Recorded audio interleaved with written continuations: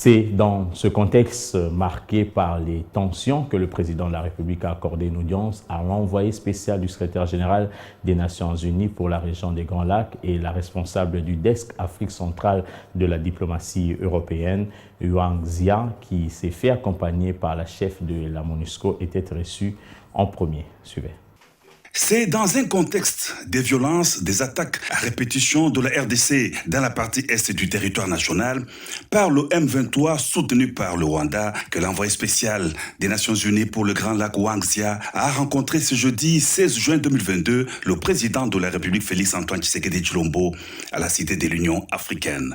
Pour les hauts fonctionnaires onusiens qu'accompagnait la représentante spéciale du secrétaire général de l'ONU en RDC Bintou Keïta, c'est une situation inquiétante qui interpelle la communauté internationale et les Nations Unies.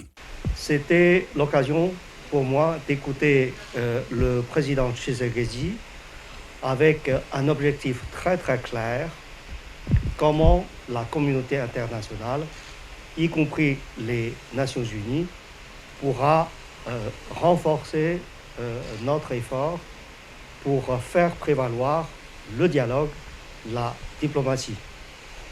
Notre analyse, c'est de dire que, quelle que soit la gravité de la situation, il faut tout faire pour donner plus de chance au dialogue. Et donc, il y a le sommet tripartite qui aura lieu à Luanda. Il y a le processus de Nairobi qui attend un troisième conclave. Du côté des Nations Unies, toutes les entités concernées, nous allons travailler ensemble pour voir comment nous pourrions mieux appuyer tous ces processus, tous ces mécanismes de dialogue pour la paix. Wang Zia a indiqué que le président de la République est une haute personnalité très attachée à la paix, au dialogue.